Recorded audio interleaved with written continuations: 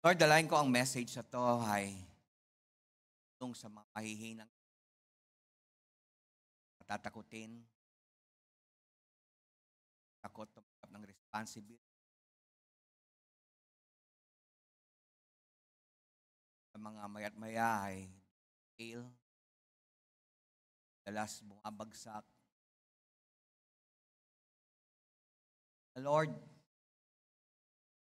kami, for us, sharpen, bagay na pinag namin, ay kami, lahat ng atake ng kaaway.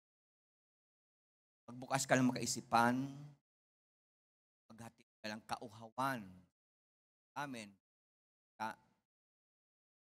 Basbasan mo kami, upang maging dapat kami itong mga bagay.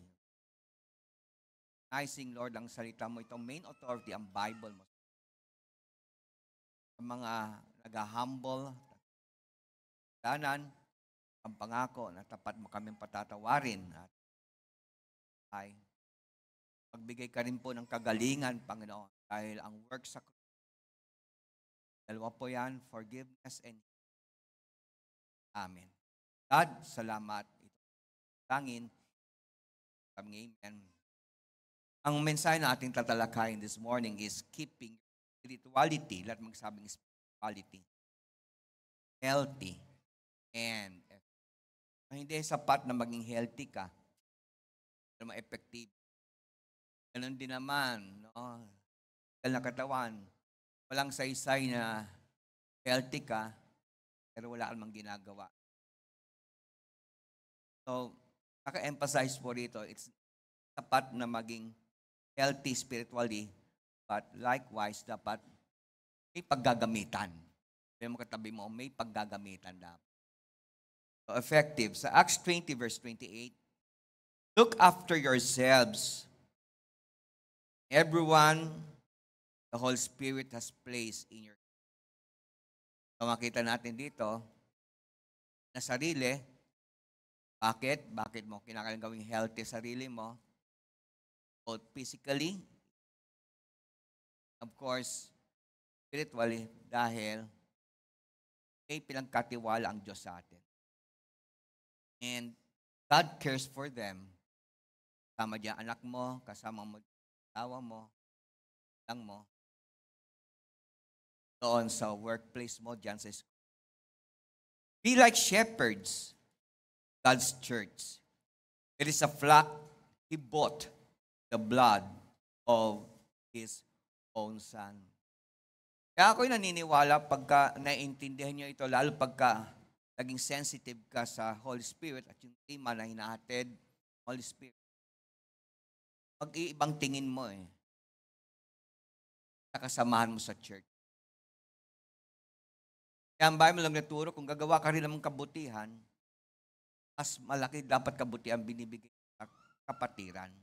Why? Explain ito sa Acts 20. Because the church, its body, ng TSFI, ay Pos ng kanyang banal na dugo. Kaya nagbabago ang tingin mo dapat sa isa't isa, nagbabagong appreciation mo, nagbabago ang care, nagbabago yung pagpapahalaga mo sa sinasabi nila sa'yo. Dapat nagbabago yun. Cherish it, you treasure it. Ito man importansya. Again, why? Explain yan. Because body of Jesus Christ ay both it, the blood.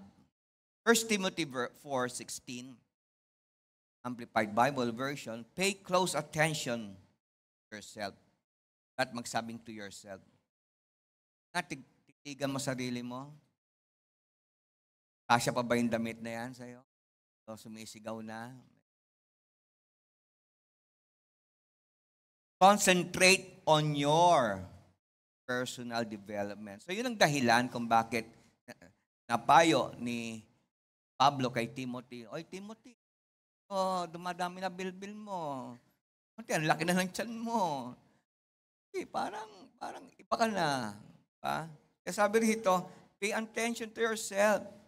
Concentrate. Bakit? Kasi Importante yung personal, personal development. Again, going back sa Acts 20, pinakita diyan bakit importante ang pagpapahalagan sarili mo. Dahil may pinagkatiwala ang Diyos. Dapat mong pastoran. Dapat mong i-disciple. Kaya kung wala kang kondisyon, hindi pwede, Lord, excuse, patawad. Hindi pwede ganun ang parate. And to your teaching, so personal development, then, bigyan mo rin pansin, tama pa ba yung tinuturo mo? Baka kung ano-ano yung sinasabi mo. You are more excited to explain yung thoughts mo kaysa yung susulat ang banal spirito sa puso. Persevere in the things. Hold to them. Huwag mo basta-basta bitawan niya yung paglaban mo. Oh, natanggap mo yung gift ni Lord, natanggap mo yung blood ni Lord. Merong power gustong agawin yan sa iyo. Kaya guguluhin ka talaga nito. Kaya kung hindi ka kondisyon, maaagaw yan sa iyo, mawawala yan sa iyo. For as you do this, pinaliwanag dito ang reason, kung gagawin mo yan, you will ensure salvation. Wala ang dahilan kung bakit importante condition ka emotionally, spiritually. Why? Dahil ang pinaglalaban mo dyan, April, yung kaligtasan mo. Of course, pati mga pinagkatiwala sa'yo, nandiyan yung asawa mo, magulang mo, nandiyan ang anak mo. Then, of course, pag dinala ka sa work, kasama na yan. Sa school ka, kasama na yan. Both for yourself and those, who hears you. Pwede na kayo mo po. Alam nyo ba, spiritually, speaking about spirituality, anong ibig sabihin spiritually? It is the quality of being concerned with human spirit or soul instead of material or physical things. So okay yung mag-excel ka at yun naman talaga ang tinuturo namin sa iyo dito, dapat mag-excel kay school. Anak ka ni Lord Biro mo, alam nila anak ka ni Lord tapos kulelat ka. So para kang walang Lord na nagbigay ng buhay. So dapat nag-excel ka lang work. Kasi ang Bible nagtuturo sa atin, ikaw ay ulo, hindi buntot. Tapos ikaw ang pinakamababang sweldo sa work. So hindi dapat ganon. So although mahalaga kapatid ang pag-aaral, mahalaga ang physical fitness, mahalaga ang pagkita ng pera, pero ang sabi rito, spiritually is quality of being concerned with the human spirit. Focus more sa soul mo, focus more sa spiritual things, kaysa material things, kaysa the things that this world offer, kaysa yung kondisyon ng katawan mo. So when pagka sinasabi natin mag-focus ka sa spiritual things, your soul, merong shift nangyayari.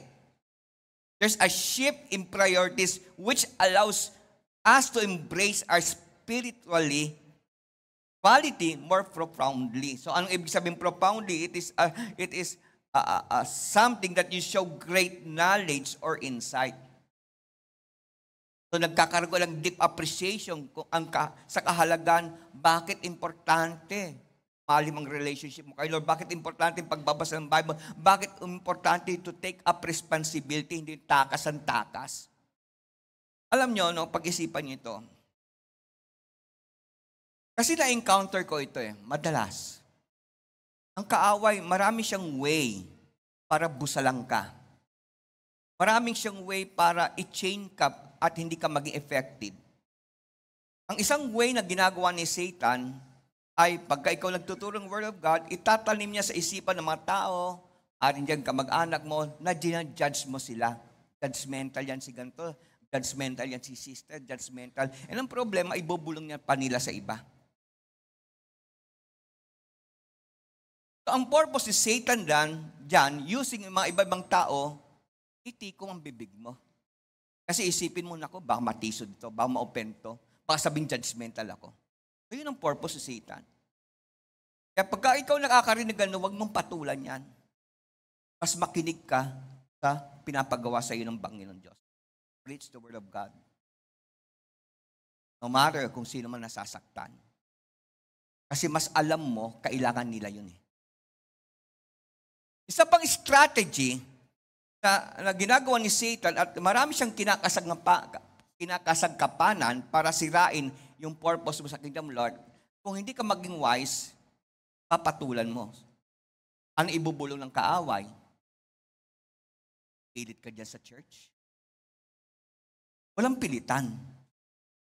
Kaya, di ba, kung susunduin mo, pumunta sa church, walang pilitan. Kung sasabihin magbasa ka ng Bible, papaisip sa kanila, sasabihin sa'yo, walang pilitan. So again, ang purpose ni Satan dyan, ay tirain ka. I-disable ka. Para hindi ka na effective sa Kingdom of God. Kaya ikaw, hindi ka wise, hindi ka nakikinig sa Word of God, talo ka. Kaya going back sa message ito, importante i-build up yung spirituality mo. At magsabing build up your spirituality. Kaya when we say build up yung spirituality, may shift o pagbabago ng attention. Mula puros aral ka, puros trabaho ka, puros lakwatsa, ano pa dyan, mag-shift, gagawin mo na priority si Lord, uunahin mo na. At doon mo ma-realize yung sinasabi, seek ye first the kingdom of God and His righteousness, and all these things shall be added to you. Again, dito sa church, gusto namin mag-excel ka, anak ka ni Lord eh. At iba ang dating pagka number 1 ka sa school, may impact ka, may influence. Mas makikinig sila sa'yo. Even sa work, gusto namin maging head ka dyan at hindi buntot. Why? Mas nakikinig kasi ang tao pagka successful ka sa trabaho. May dating ka.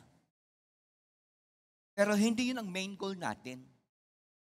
Ang main goal natin ay maging kingdom builder. Marami tayong masama papuntang langit. At yun ang sinasabi ng Panginoon. Doon ang benefit, doon ang blessings. Blessing talaga. Kasi maraming nagsabi, bless, pero hindi nila naiintindihan yun. And ang blessings of God added no sorrow. Iba pagka ang blessing ay galing sa kaaway. Galing kay Lord at hindi sa kaaway.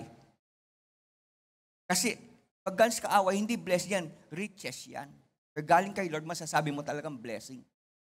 And always, dinalapit ka palapit kay Lord. Kasi nire-recognize mo siya.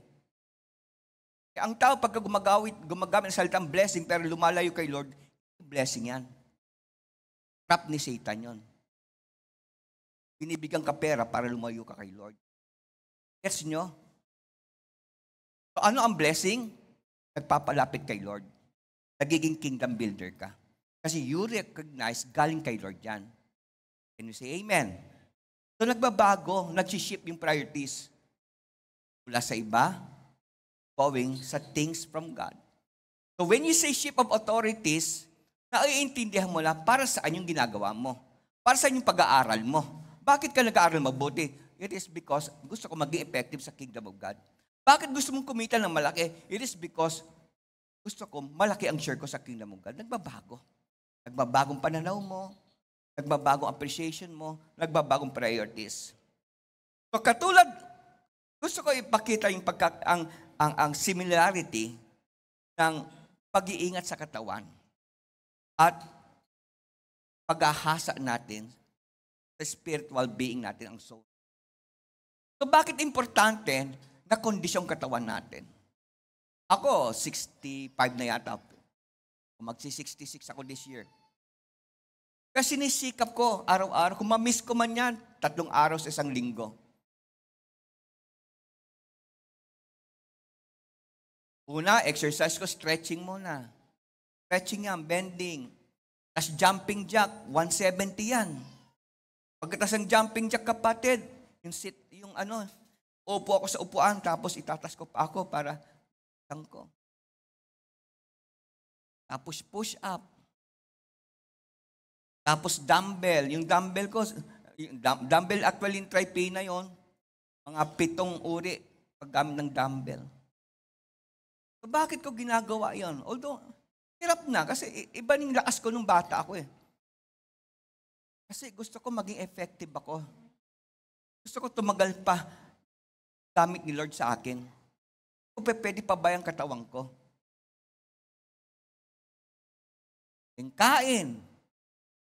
So, importante kapatid, maging healthy ka. Bakit importante maging healthy ka? Enough sleep, tamang pagkain, exercise. It is because sa mundong to, maraming laban. Very stressful. Kapag aaral, kung mahinang katawan mo, may a-absent ka, even sa work. Dahil sipunin ka, uhugin ka. Maya maglilip ka. Ay, walang exercise eh. Lumalaki lang gusto ng tiyan mo. Sign niya na medyo iba ka na. Delikado na yan. Lalo kung bata-bata ka pa, ang laki ng tiyan mo. Na magastos yan dahil puro sa extra large ang bibilin mo. Kung bibili kang tela, dati 1 yard lang, ngayon 3 yards na.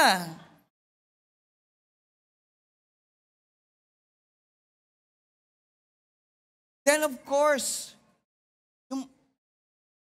nagbabago na rin ang hangin eh. Nagbabago na yung kalidad ng pagkain. Hindi tulad nun. Ang dagat nagiging marumi na rin. Tama po ba? Mga gulay natin, mga kinakain natin, puros bombarded ng mga chemicals yan. Ang manok, iba na ini-injection dyan para mabilis lumaki. So lahat yan ina-absorb ng katawan natin. Kaya nagtataka, ba't ka nagkakasakit? Dami mo nang kinakain. Marumi na kasi yung pagkain natin. Magtataka ka, ba't mabilis ka bumigay sa problema? Mahina ang decision making mo, dahil mahina na rin ang isip. Kasi sa karamdaman.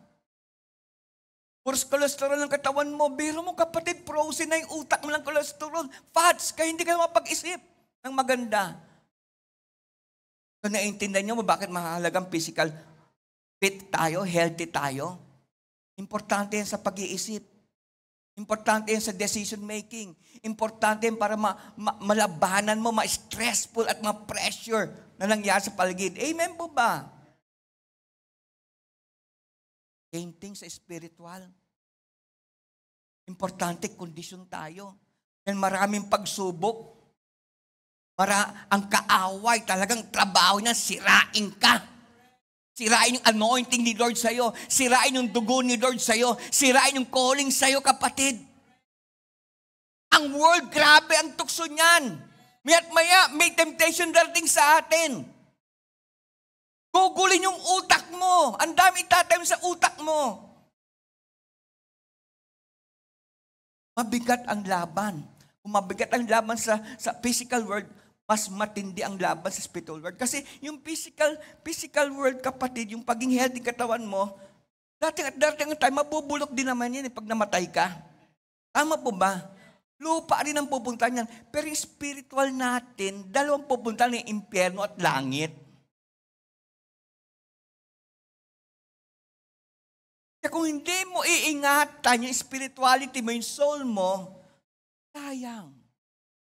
Kahit healthy pa katawan mo, kahit inispoiled mo pa yung katawan mo sa lahat ng luho ng katawan mo o hinahal ng katawan mo.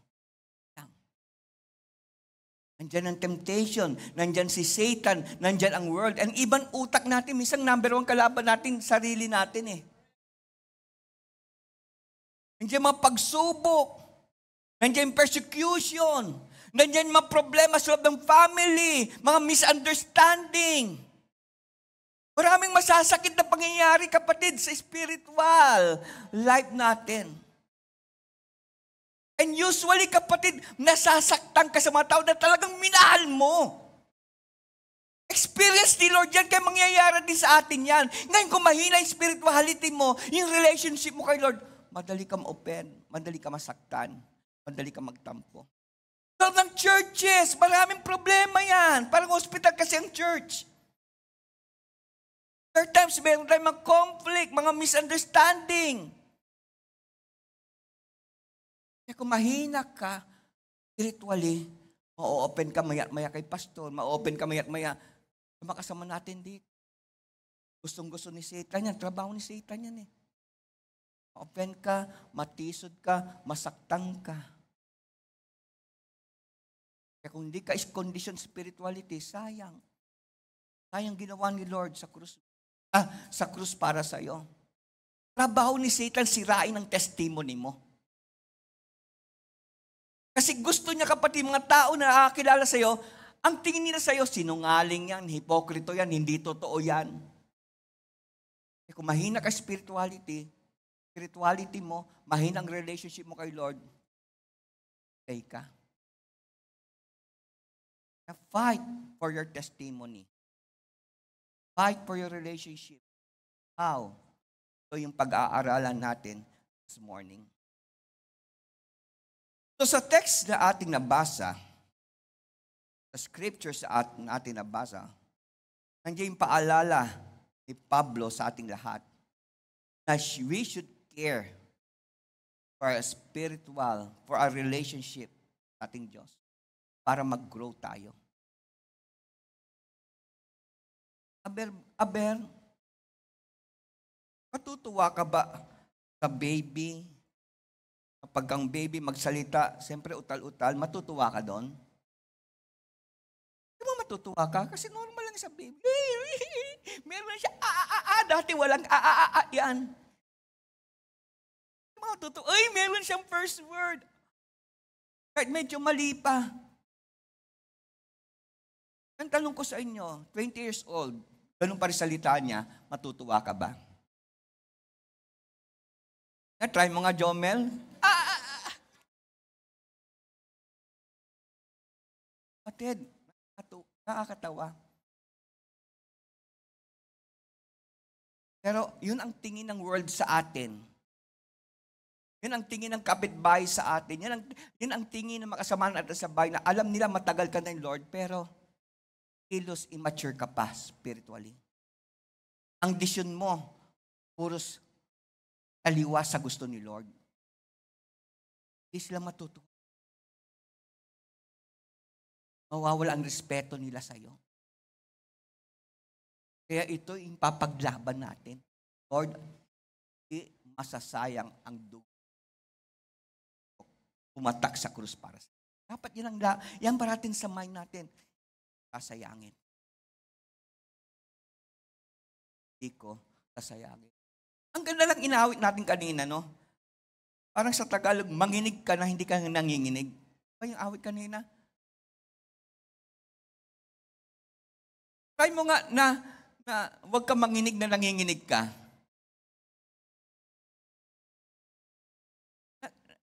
Nakita niyo point ko? Naiintindihan niyo ako, no? Kumbaga, sa mundong ito, maraming magpapanginig sa'yo eh. Dapat wag ka magpanginig. Maraming magbabagsak sa'yo, pero dapat wag ka magpabagsak. Kapit ng matibay. Tayo ng malalim. Yung roots mo dapat malalim para hindi ka mayanig. Nakita kayo ng ibon. Kapatid, ibon lang yan ha. Ang lit ng clothes niyan. Nakapit sa mga sangang maliit, pero pagka kahit malakas ang hangin, no? Hindi nadadala ang hangin, di ba? I think yun ang ibig sabing awit. Huwag ka manginig kahit nakakanginig. Huwag ka magpatakot kahit na nakakatakot. Huwag ka magpatumba kahit natutumba ka na. Always laban. How? So, sa mundong ito, we become so busy. Lalo ngayon mapapansin nyo, parang rat race eh. Parang grabe ang pressure na parang iniipit tayo ng mundong ito eh. So, ang intentional ng word na to, and I think, kasama yan sa laro ni Satan, ilalayo ka sa passion mo for God. Dahil, So pressing yung need. Gusto ko nito, gusto ko nito. Kaya sisikap ka magtrabaho na mabuti. Na unting-unti, nang dalamig ka na kay Lord. Unti-unti, napapansin mo, yung prayer life mo, nababawasan na. Yung pagbabasa mo ng Bible, dati nakakapag-take away ka, ngayon, wala na. Ay, lagaw na ni Satan ng mundong to, attention mo towards God.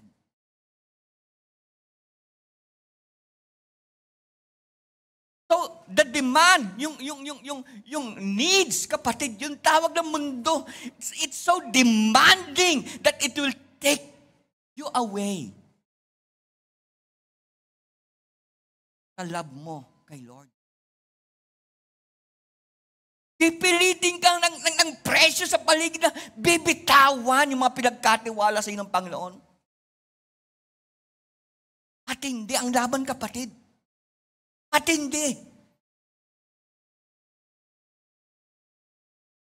Kaya, as those pressing things sa buhay, nag-grow, kinakalang you must learn to fight back. Hindi pwede ibigay mo ng katawan. At sasabihin mo, anak, pasensya na, magkakaiwanan muna tayo. Darling, pasensya na, ang daming pangangailangan, dapat magtrabaho lang gusto. Hindi pwede ibigay mo. Sarili mo. Sa pressure ng mundong to, sa pressure ni Satan, even yung isipan mo.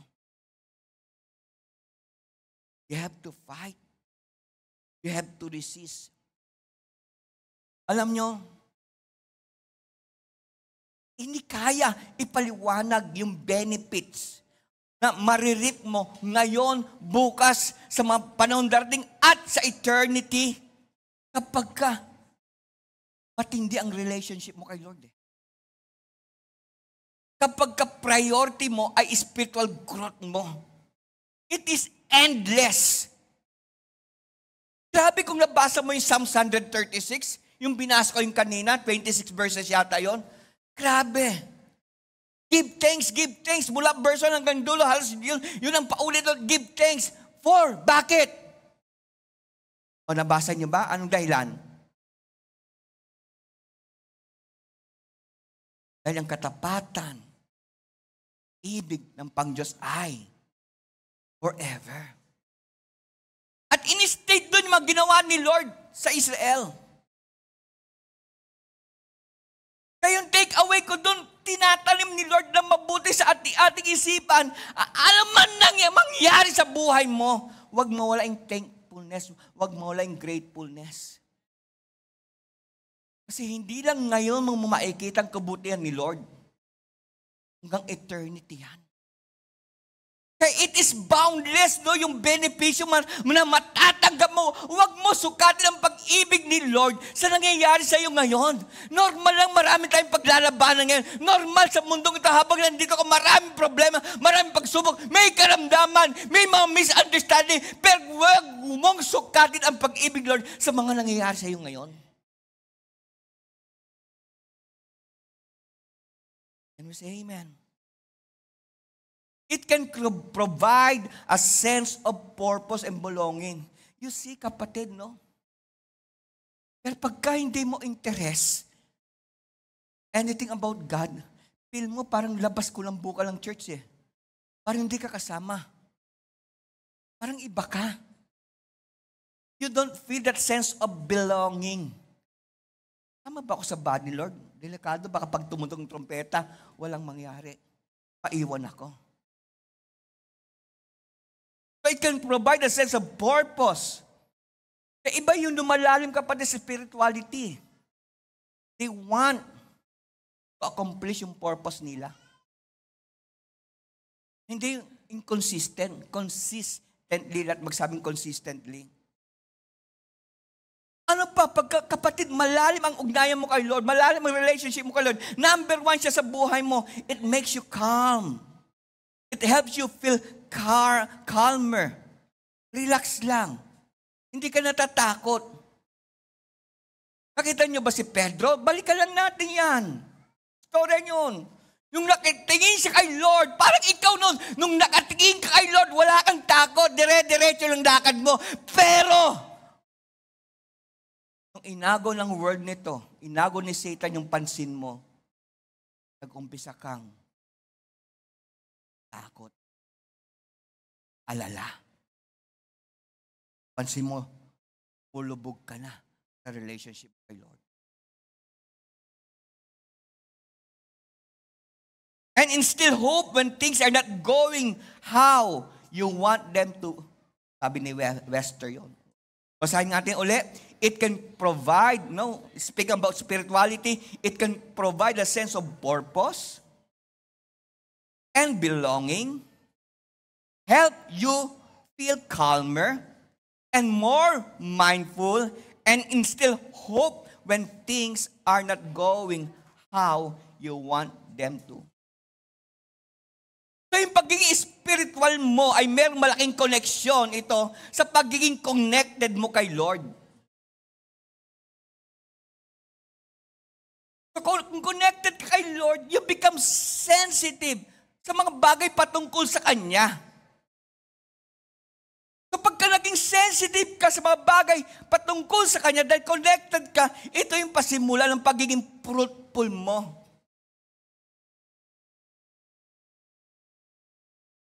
At ang pagiging fruitful ay senyales na connected ka kay Lord. Basahin natin ito sa John 15 verse 4. Remain in me, and I will remain in you. For branch cannot produce fruit if it is severed from the vine or disconnected. And you cannot be fruitful unless you remain in me. So makikita natin kapag ang tao ay nagmamature spiritually,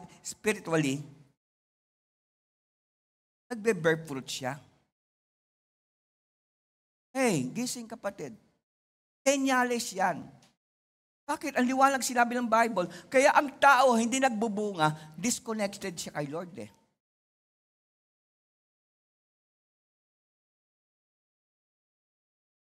Appreciate natin to.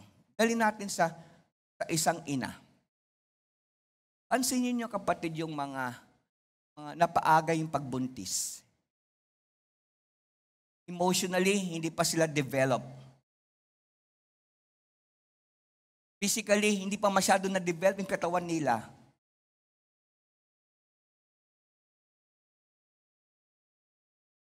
Nabuntis.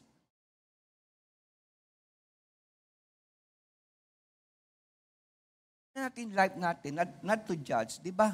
Mas tumatagal yung relationship sa pamilya pagka medyo sa tamang edad na yung pagbubuntis. Kaya daming broken families eh. Daming nagkakaiwanan. Daming naaampon, daming naiiwan na bata. Kasi hindi pa panahon. Pero pagka matured na, kahit anong problema, ipaglalaban niya yung baby. Tama po ba? Lalaban niya yun. Ganon din sa spiritual. Kaya yun sinabi ni Pablo eh, ingatan mo sarili mo. Hindi lang para sa'yo, kundi para sa mga ibang pang pinagkatiwala sa'yo ni Lord. Kaya marami mga churches, frustrated sila sa nangyayari. Why? Ang daming dumarating, daming nababaptize, and biglang nawawala. Bakit? Hindi nag-grow, hindi nag-mature, yung dapat nag-aalaga. Kaya hindi nila kayanan. Nagets ninyo kapatid? Kaya yun sinasabi ni Pablo sa atin. Una kay Timothy din sa atin. Ingatan mo sarili mo. Kondisyon mo sarili mo. Hindi lang alang-alang sa kaligtasan mo, kundi sa iba rin. Kasi sa ating lahat, the more we must appreciate yung need na dapat tumibay tayo spiritually. Sa mga pamilyado rito, may anak ka. Maraming pagdadaanan yan. Ngayon kung mahina ka kay Lord, paano sila? Baka ikaw pa unang bibigay. Sa mga leaders dito, ganun din. Kung mahina ka, hindi ka nag-grow. Hindi ka kumakapit kay Lord. Kaya ang Bible sabi, bear fruits that will last. Eh, ang problema, yung isang word na yun ang wala. Nag-bear fruit, pero hindi nag-last. Bakit? Hindi sila nag-grow eh. Hindi sila nag-mature. Kaya dumating problema, dumating pagsubok, nauna ka pa magtampo kaysa doon sa inaalagaan mo. Kaya napabayaan sila. Dahil nakakaintindi magsabing, praise the Lord. So ano ang needs para makip yung magandang kalusugan ng spirituality mo? And of course, maging effective. Kasi maraming gustong iligtas si Lord sa pamamagitan mo. Kasi representative ka eh. Please ka ni Lord, tama po ba? Hindi naman siya bababa rito para iligtas anak mo. Ikaw yan. Act as a priest sa family mo. Act as his representative sa school mo, sa work. Walang ibang gagamitin sila kundi mga anak niya. Can you say amen? Importante, kondisyon tayo spiritually. So number 1, retreat regularly. Hindi yung retreat pa atras. At lumayo sa responsibility, bibitawan mo yan, takot ka, papaisip sa'yo ni Satan, bakit ka magpapapilit? So, retreat ka ng retreat, atras ka ng atras, tago ka ng tago, iwas ka ng iwas. Tingnan natin si Jesus Christ. Many times, sa ministry niya, na talagang busy si Lord. Pero hindi siya nagpa-control sa responsibility nun. Alam niya, importante, as men, alam niya ang importante ng pagiging alone sa Diyos. You're reading sa Luke 5:16, Contemporary English Version, but Jesus would often, at magsabing open, madalas, hindi one time, kapatid. Kailangan mong mag-recharge. Dahil matindi, grabe ang mundo ngayon.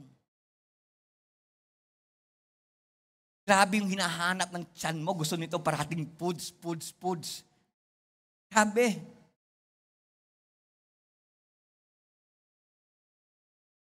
Ang sabi nito, but Jesus would often go to some place where he could be alone.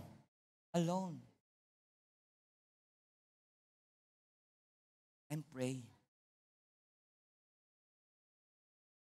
Sa leaders, lalo mga leaders dito, mga parents, leader ka rin kasi sa family mo. Importante ito. Ikapin mo sa kahit busy ka, you must be alone with God. Now, yung ibang version na to some place, ang ibang version dyan ay desert, wilderness, lonely, desolate. Iba-ibang version ng Bible yan ang ginamit, desolate, nag-withdraw siya sa desolate, nag-withdraw siya sa lonely place, nag-withdraw siya sa wilderness, nag-withdraw siya sa deserts. Desert. In other words, madalas ginagawa ni Jesus Christ dahil mong walay para manalangin, para humugot ng lakas mula sa Diyos. Pero mo, Diyos na nagkatawang tao yan, ha? Pero alam niya, importansya ng pagre-recharge. Tayo pa.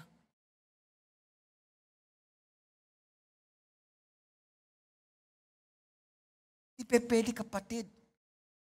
Naalala ko yung sinasabi ni Tripina, nakuha niya yata sa iba yon. Huwag mong gawing spare tire ang prayer. Minsan nagpe-pray lang tayo pagka delikado na talaga, emergency na. Oh. Gawin mo daily lifestyle mo yan. You need to hear more from God. Lalo kung tumitindi na responsibility mo, dumadami na anak mo, malaki na ang gastusin, iba na kapatid ang ministry mo. Nakita mo, pinopromote ka ni Lord sa work mo, pinopromote ka ni Lord sa school, pinopromote ka ni Lord sa ministry. Must have more time na makausap ang giver ng life. Can we say amen? Parent, kapatid, I urge mga parents dito, mga leaders dito, dapat mag-crave ka, mauhaw ka, mahina tayo, madali tayo bumigay. Tanggapin mo yan, huwag tayo mayabang. Hindi natin kaya mag-isa.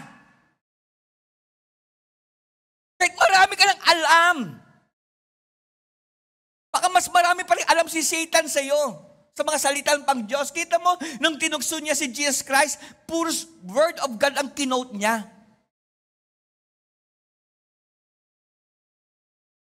Dali tayong ibagsak. Mas maganda aminin natin yun, tanggapin natin, mahina tayo. Kasi pagka tinanggap mo yung katotohanan na yun, na mahina ka, kanino ka ba pupunta? Ako, pagka may mga failures ako, may mga errors ako, Lord, hindi ako mahiya magsisi. Kanino pa ba ako pupunta? Sa'yo lang namang makakasumpong. Abang. Lord, nahihiya ako lumapit sa'yo. Madalas kong prayer, Lord, nahihiya ako lumapit sa'yo, pero kanino pa ako pupunta? Lord, wala kang imumukha sa'yo. Pero Lord, kanino ako pupunta? Ikaw lang talaga mapagbibigay kapatawaran. Ito nagiging problema ng iba. Hindi na naiintindihan yung grabing mercy ni Lord, yung love niya. Kaya pagka nagkamali, nagkasala, imbes na dumikit, lumalayo. Siguro dahil nahihiya. Eh, hindi mo naiintindihan yung relasyon mo kay Lord. Pagka ganun ang isipan mo, nahihiya ka. Anak ka ni Lord, tandaan mo. Ba't ka mahihiya? Alam mo, pagka nagbago yung takbo ng utak mo niyan, mag-grow ka talaga eh. Spiritually. So, to be alone with God is to reconnect. Not to ask. Ikaw kasi ng problema ang iba. Magpe-pray sila para humingi. Lord, give me this, give me that. Hindi. Ramdam mo kay Lord, need mo siya intimately, emotionally, spiritually. Dahil pagka naramdaman ni Lord yan, na lumalapit ka, hindi dahil sa financial needs o anuman, napipil niya, hey, iba na ang closeness namin ng anak kong ito.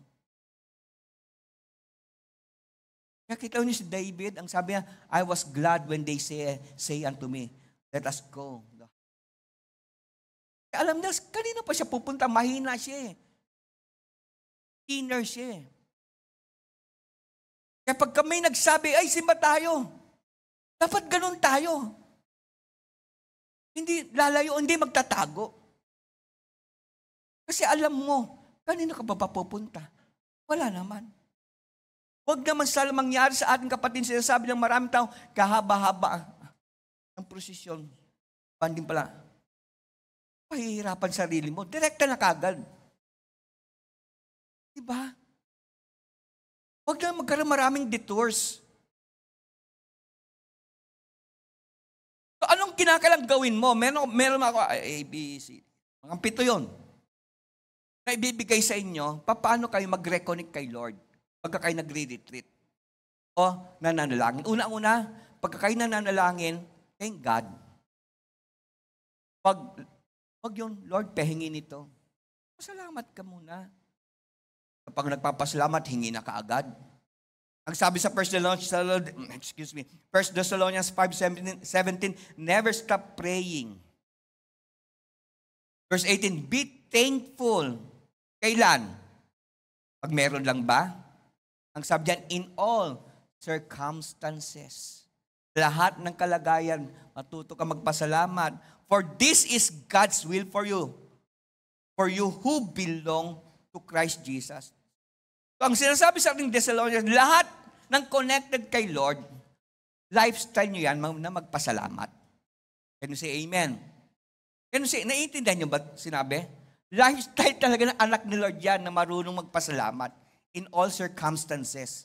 Hindi lang pag kami natatanggap. In all circumstances. Kasi may mga purpose yan, mga pagsubok, etc. May mga dahilan yan. Maaring pinatitibay ka, maaring may pinapakita sa iyo na hindi mo nakikita. Tandaan nyo, no, parang sasakyan din tayo, may mga blind spots. Kita ni Lord na hindi mo nakikita. So, anong lifestyle ng isang anak ni Lord?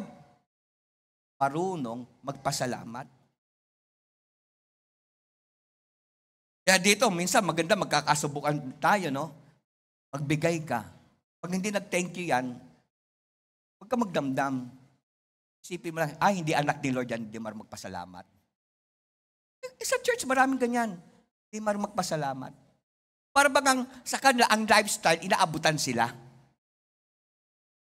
Ang lifestyle ay magpapasalamat. Kaya say amen. Can you say amen? Kaninong lifestyle yon? Anak ni Lord. Can you say amen? Palakpak kay Lord. Pangalawa, praise God. So, pagka ikaw nagre-retreat, una, nagpapasalamat ka. Pangalawa ay ano? Nagpupuri kay Lord. Hebrews 13:15, our sacrifice is to keep offering praise to God in the name of Jesus. Pangatlo, confess your sin. Tandaan nyo, anong sabi ng Biblia? Ang kasalanan ang naghihiwalay tayo sa ating kay Lord. Tama po ba? Kaya hindi niya tayo pinakikinggan at hindi tayo inaabot. So anong ginagawa natin? Anong gagawin natin? Mag-confess. So anong una? Thank, praise, ask for forgiveness sa 1 John 1:9. Ang ganda kapatid, pagka ikaw lifestyle mo ang magsisi. Ang sabi rito, kung pinahahayag natin ang ating mga kasalanan, ay tapat at banal siya na tayo patatawarin sa ating mga kasalanan at tayo lilinisin sa lahat ng kalikuan. Now, kailan magiging matapat si Lord sa atin sa pagpapatawad? Kailan? Pagka naghahayag tayo ng ating kasalanan. Ganun kasimple yan. Pero kung walang tayo ihahayag na kasalanan, walang pag-amin, sabihin mo sa katabi mo, aminin. Kung walang pag-amin, walang forgiveness. Pang-apat, intercede. Now, tanungin ko kayo, dito sa pang-apat na pinag-aralan natin, meron na ba ritong paghingi? Wala pa. Sa pang-apat na tayo, ha? Kaya maganda, pagka ikaw nagpe-pray, maganda pagka sunod-sunurin mo to. Anong una? Praise. Thank. Pangalawa, praise. Pangatlo, pagsisi.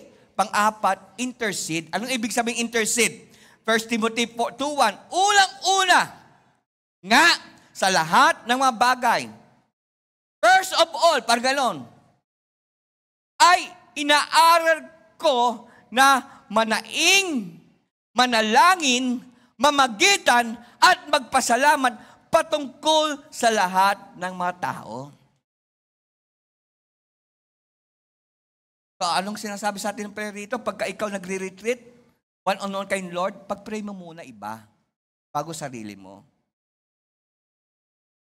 Baguhin lang natin yan. Kaya marami sa atin, hindi natin natatanggap, hininin kay Lord kasi parati natin una natin sarili natin. At hindi yun ang mind ni Lord. Ang gusto ni Lord, ang mind ni Lord, unahin mo iba. Unahin mo. At yan ang ibig sabihin na to intercede. Pray mo muna kaibigan mo. Pag-pray mo mga ibang tao, pag-pray mo muna mga bansa, mga opisyal, etc. Sila muna. Bago ikaw. And after na pag-pray mo na sila, panglima, ito na, para sa'yo naman. Ask God what you need. Doon pa lang yung sarili mo. So ito yung mga prayers mo pagka ikaw alone with God. At gawin mo madalas yan. So ask God what you need. Anong sinabi sa Matthew 7:7 and verse 8? Magsihingi kayo at kayo ay bibigyan. Sino ang bibigyan? Nang hihingi. Magsihanap kayo at kayo'y makakasumpong. Sino'y makakita? Yung naghahanap, hindi naghihintay. Magsituktok kayo at kayo pagbubuksan. Sinong pagbubuksan ng pintuan? Yung kumakatok. Ito ay problema ng marami. Hindi marunong kumatok, hindi marunong humingi, hindi marunong maghanap. Sapagkat, verse 8, sapagkat, ang humihingi ay tumatanggap, ang humahanap ay nakakasumpong, at ang tumutoktok ay bubuksan. And lastly, ito'y importante.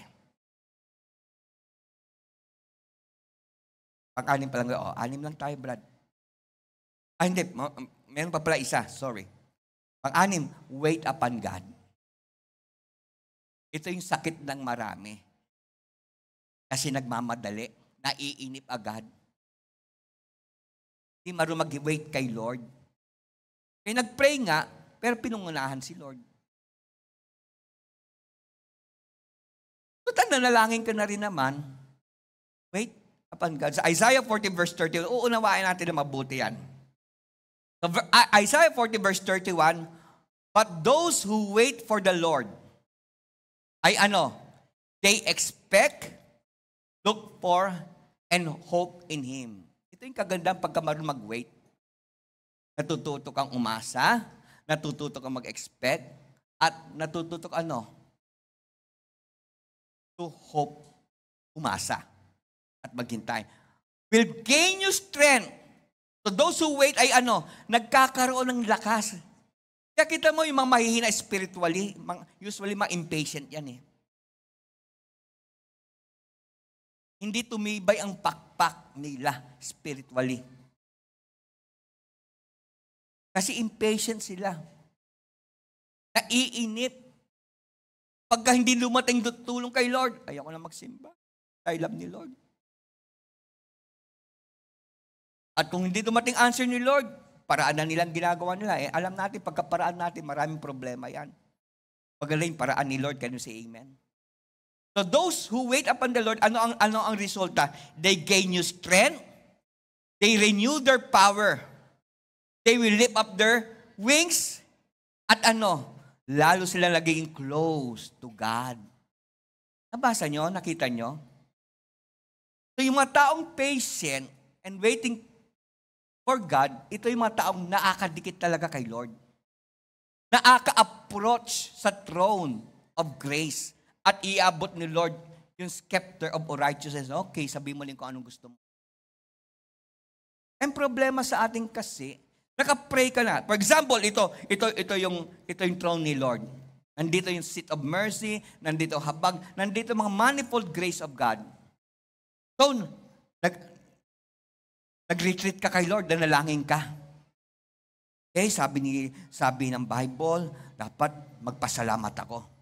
Doon, nakakalapit ka na. Sabi ng Bible, mag-praise ako. Yung palapit ng palapit ka na. Sabi ng Bible, magsisin kasalan. Uy, palapit ng palapit. Sabi ng Bible, ipag-pray mga ibang tao. Okay. Sabi ng Bible, humingi na. Ayun, nakakahingi na. Naku, katatanggap na ako. Ang problema, ang kasunod pala nun, maghintay ka. Para iabot sa'yo yung scepter of righteousness. Anong sabi ng Bible?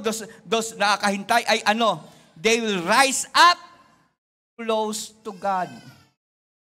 Doon tayo umagsak. Impatient tayo. Hindi nakapag-wait. Nakalapit ka nga, pero hindi maiabot sa'yo yung scepter of righteousness. Lumayo ka na umalis ka na. Tagal naman ang kasagutan. Iabot na lang sa'yo ni Lord. Wala ka pa. Bakit? Anong sinabi rito? Those who wait upon God ay they will rise up close to God. Intindihin natin yung kapatid. Unawain natin ng mabuti. They will run and will not be weary, become weary. They will walk and not grow tired. Now, pagka tayo nagbabasa ng Bible, ano ang usually nangyari? Example, chapter 1, Genesis, chapter 1. Noon, mas marami tayong binabasa. 1 to 3 yata yung binabasa natin noon. 3 chapter, 4 na chapter, mga napakahaba. Actually, pagka nagbasa ka ng Bible, gusto ko intindihin yan to. Ayoko masayang pagbabasa ng Bible. Actually, linalamanan mo lang utak mo. Titing ko, pag nagbabasa ka ng Bible, at wala pa yung works ng Holy Spirit, dumadabi lang kaalaman mo. So, ang tanong ko sa inyo, maghahatid ba agad-agad ang kaligtasan sa iyo yan? Tama, marami nagbabasa ng Bible, pero kay Lord ba sila? So, kung intindihin nyo na mabuti, ayoko masayang yung pagbabasa ng Bible. So, nadadagdagan ang kaalaman mo. At minsan, ginagamit mo sa pagtuturo. Again, ang tanong ko sa inyo, pagka tinuro mo ba yung laman ng utak mo, may maliligtas ba? Maliban kung kumilos sa Holy Ghost. Kaya sinasabi ko to sa anak ko, si Tripina, pagka kumakain kami, minsan nag-aanong kami, tita, sabi ko, ito yung problema lang iba eh. Nagte-take away sila, pero interested lang sila, ipaalam yun, alam nila. Sabi ko, walang kaligtasan dyan. Kasi excited ka lang, paalam yung alam mo. Pero hindi yun sinasabi ng Holy Spirit. Iba kasi, pagka sinasabi mo, ay rima, galing sa Holy Spirit. So I hope mabago din pagte-take away lang. Kasi nakailan days ako eh. Nagpo-post. Don't just read the Bible. Read yourself. Pag yung laman, utak lang. Kasi pagka-rima, ito ang nangyayari. Naalala niyo ba yung tinuro ko last Sunday sa John 6:63? Anong sinabi sa John 6:63? Sana maihabol niyo yan. Ang sabi John 6:63, the Spirit is the one who gives life. Human strength can do nothing. Human mind can do nothing. Human intelligence can do nothing. Kahit memorize mo pa whole Bible. The words that I've spoken in you from the words that I've spoken to you are from the life-giving Spirit. So ito yung nakakaligtas. Kapag may rima na. Okay. Yung words na nabasa natin, marami dyan, kasama yung sinulat sa tipak ng bato, dalawa, di ba? Written sa pamamagitan ng daliri ni Lord.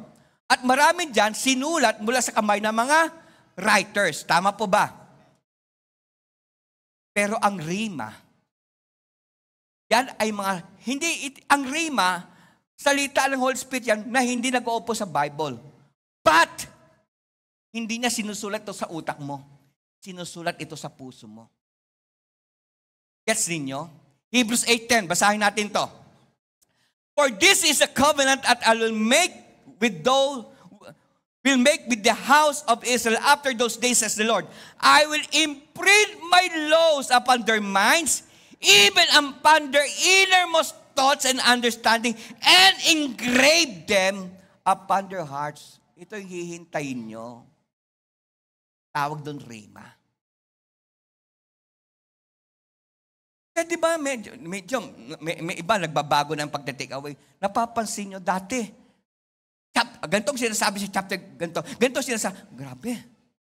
Daming alam nito. Pero ngayon nakikita ko, isang verse na lang.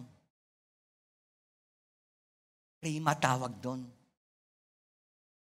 Dahil Holy Ghost ang nagsabi na sa'yo. Ulat sa puso. Kaya mula doon, gumagawa ka ng take away. Yun ang nakakapagligtas. Una sa'yo, pinapakain ka ng Holy Spirit. Hindi doon sa binasa mo. Kaya minsan nagkaroon kami ng pagpapalit ng message, Sister Luz, ang haba-haba niyan. Importante, naiintindihan. Kaya kumunti na lang ngayon. Praise God. Tandaan nyo, you can only feed others mga bagay na meron na pakain sa iyo ng banal na Espiritu. Wala kang mapapakain sa iba na mapagliligtas sa kanya, magpagbabago sa buhay nila na galing lang sa utak mo. Ang salita ng Diyos, huwag mong gawing laman utak lang. Praise God. Importante pagbabasa ng Bible, pero wait upon God kung ano ang isusulat niya sa puso. Kasi yan ang pagkain para sa iyo sa araw na yun. Can we say amen? Yun ang magpapatibay sa'yo. Kaya huwag ka lang interesado basahin lahat ng assignment natin araw-araw kung ano. Wait upon God. Lord, ano rito? Ang gusto mong pakain sa. Ang tawag doon, rima. And lastly, meditate on the Word. Meditate on His Word. Halos kaparehas yan ng rima. Pag bulay-bulayin mo, wait. Hanggang ang salita ng Diyos ay nagiging buhay sa'yo. Hindi lang chapter, kundi nagiging buhay na sa'yo. At lumalalim na. Dahil inuukit na sa puso mo, kaya excited ka lang gumawa ng rima. Excited ka gumawa ng take away. Kasi naisulat na sa puso mo. Kaya hindi ka na abutin ng gabi. Iba, gabing-gabi na eh. Tagal naman ang rima nito. And say, praise the Lord. At magsabing, thank you, Jesus. And sabi sa Psalms 1:1 and verse 2, mapalad ang tao na hindi lumalakad sa payo ng masama at tumayo man sa daan ng mga makasalanan, ni nauupo man sa mga upuan ng mga mandilibak. At magsabi, iwas. Iwas. Mahina tayo. Kundi ang kanyang kasayahan ay nasa kautusan ng Panginoon at sa kautusan niya ay nagbubulay-bulay siya at araw at gabi. So ang problema ng iba, gabi na lang nagbubulay-bulay. Sabi ng Bible, dapat umaga. Kaya maganda sa umaga ka talagang babasa eh. Tahin mo siya. Magpaplano lang naman yan eh. Tahin mo siya. At magsabing unahin natin si Lord. Number 2, ito na no, ways ng pagiging healthy spiritual natin. Ay anong una? Retreat. Pangalawa, deal with private problems. Kapatid, sa buhay natin dito, even na sa church ka na, maraming mga painful na pangyayari. Kanina, di ba sabi ko, ang pinakamasakit, kasi nangyari kay Jesus Christ yan eh. Ang pinakamasakit na pinaramdaman ni Lord ay doon sa mga taong minahal niya.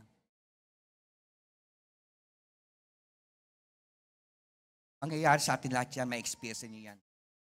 Talagang susugat sa'yo, mga taong binigyan mo ng pansin. Binigyan mo ng pagpapahalaga. Yung mga taong na gusto mo parating kasama.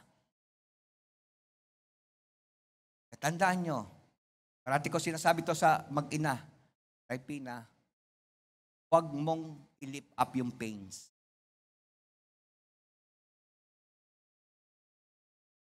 Up mo si Lord, yung power niya, love niya, how He forgives, how He show compassion sa mga sinners. How He show compassion sa mga taong na sumisigaw, ipako siya. Kasi pagka linip up mong pains, tandaan mo, try mo. Kaya ang sabi ng Bible, huwag mo hintayin yung pagbaba ng araw ba yun?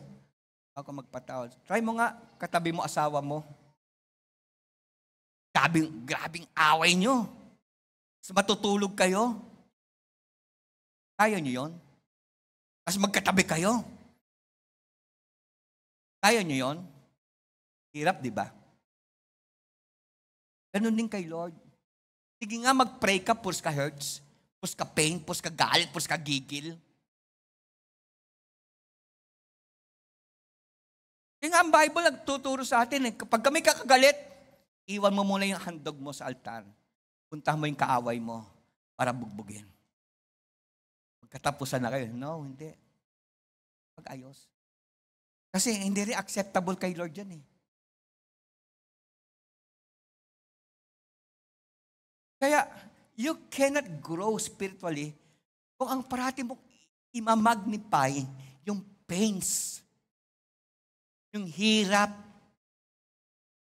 Ang hirap manalangin yan, kapatid. Tanggapin mo katotohanan, imposible rin pakinggan ni Lord yung prayers mo. Puros ka sama ng loob. Baka mamaya prayers mo, Lord, patayin mo na yung kagalit eh. Puros ka pains, puros ka kasama ng loob. Ang band-aid ba, nalagay ba yan pagka may pilay ka? So, anong tamang solusyon pagka may pains ka? Magpatawad ka. Harapin mo yan. Alisin mo yan.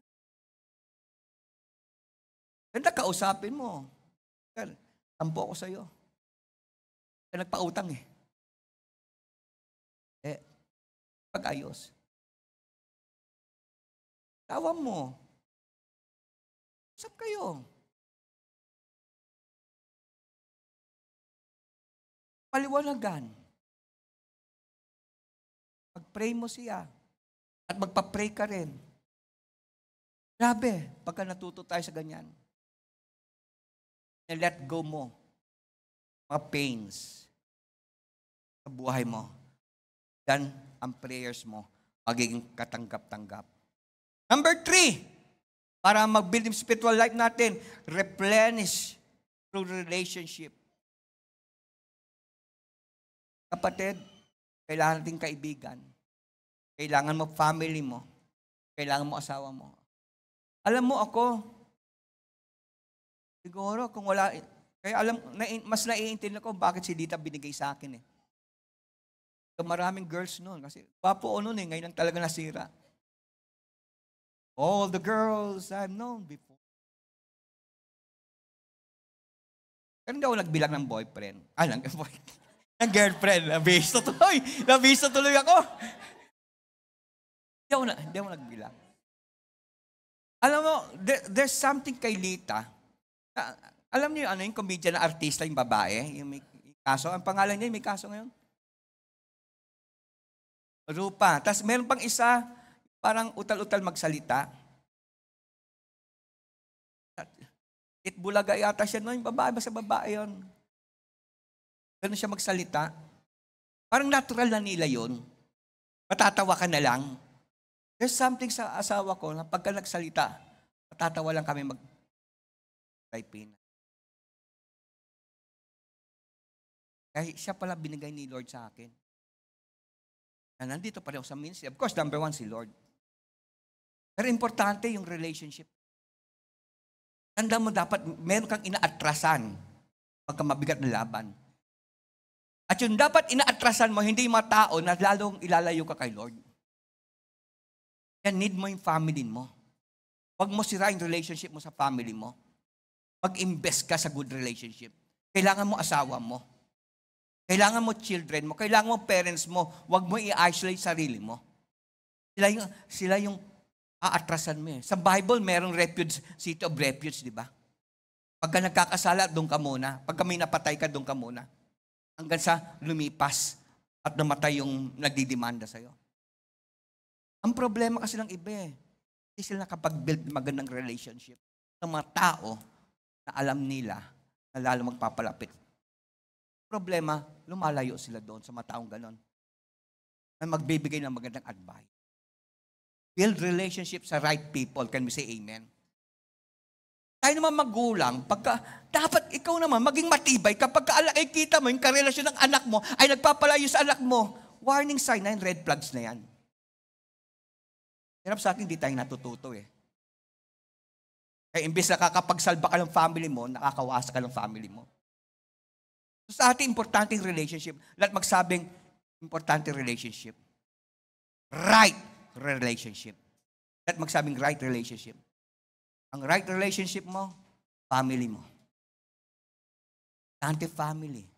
Kaya invest in your relationship. Kami mag-asawa, naging mas madalas yung pagde-date namin pagkain sa labas. Kasi anak ko, si Tripina, may time sa labas, nag-work sa office. Pagka hinatid namin yan sa terraces, magde-date na kami. Naging mas madalas. At ang nakakapagdagdag sa kasayahan na yon, pagka siya nagbabayad. At magaling si Tripina, magaling mag-teamwork yan eh. Si mama mo magbabayad. Mag-chichir niya. Wow, blessed na si mami. Kaya kakampi ko si Tripina pagka si Lita ang nagbabayad. Bilang Kristiyano, bilang manampalataya. Warning huwag mong hintayin ang asawa mo ay umangal sa'yo.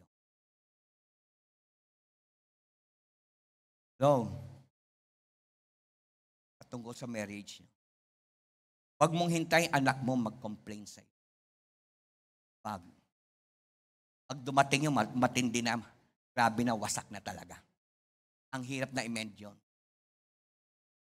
Mahirap na i-mend yan. Number 4, keep yourself healthy and physically fit. Bakit importante ito? Kasi nga, pagka physically fit ka, mas gumagana utak. Alert to. Amen? Amen?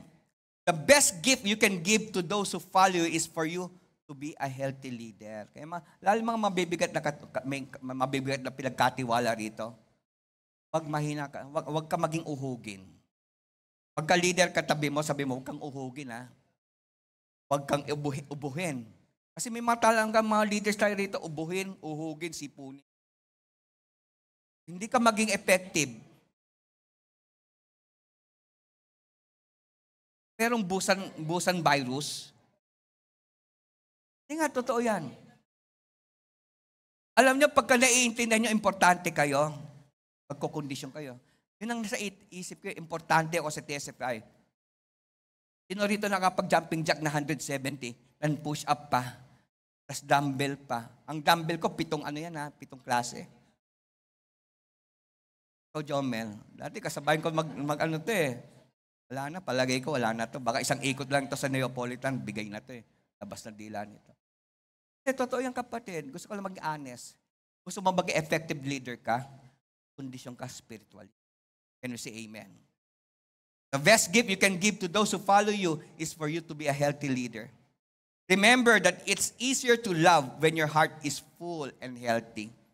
Paano mo mapaparamdam yung love mo kung maya may sakit ka? Maya ikaw pinupunta, binibisita. Hindi ka papag-minister. Imbes na ikaw nagpe-pray, be healed in Jesus, ikaw parati pinagpe-pray. Claim in Jesus' name, be healed. Effective ka nun.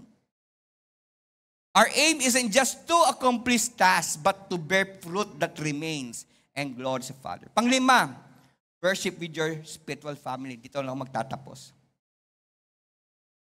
Kapatid, kung hindi ka excited na kasama mo ang kapatiran sa pagsamba, baka hindi ka talaga connected kay Lord. Bakit mahalaga na kasama natin ang hinugasan ni Lord, kanyang dugo? Sabi sa Hebrews 10:25, na huwag nating pabayaan ang ating pagkakatipon na gaya ng ugali ng iba, kundi mangangaralan sa isa't isa.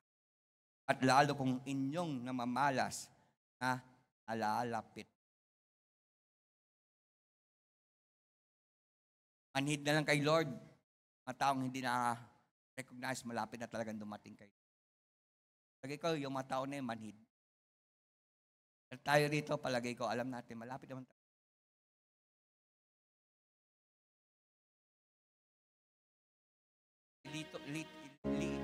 Lee Stone King, sa hinahangaan kong Amerikanong preacher, evangelist. Yung namatay yata ng mga 5-10 minutes, wala talaga, patay talaga. Inuhay siya ni Lord. After that, grabe yung preaching. Sabi niya, siya'y naniniwala, prophecy niya, sa time natin, babalik siya.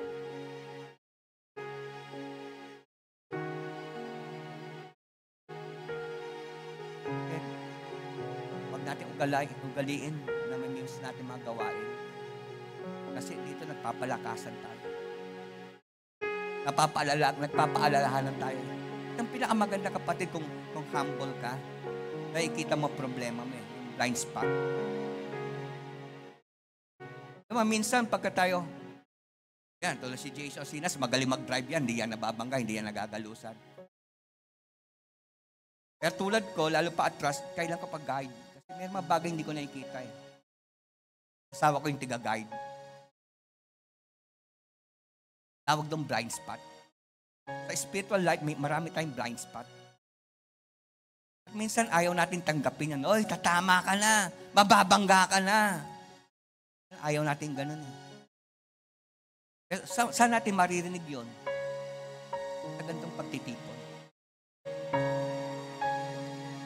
Kung gusto mo talagang pumunta sa langit, Dapat malaman mo mga blind spot mo. Huwag mo mimiss. Kasi dito, katulad mong ganitong mga pagtitipon, wala tayo rito pakumbari. Mali.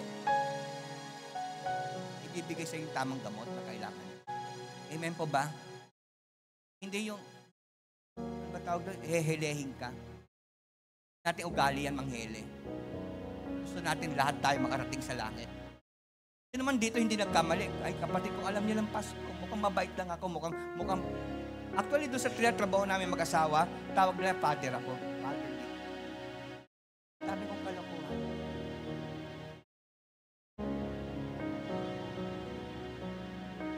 Madumi rin yung buhay ko.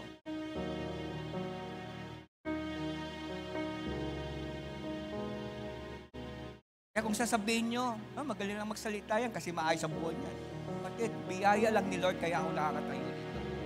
At ganun din sa'yo. Kung ano man pas mo, biyaya lang ni Lord yan, kailangan mo biyaya ni Lord. Kung mababago ka.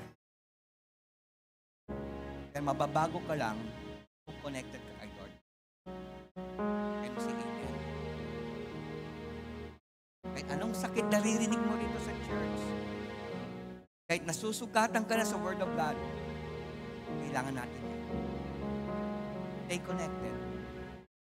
Diyan ka mag-gromat. Mga church. Diyan ka mag-gromat. Yung mga leaders dito nakakasawa na yun.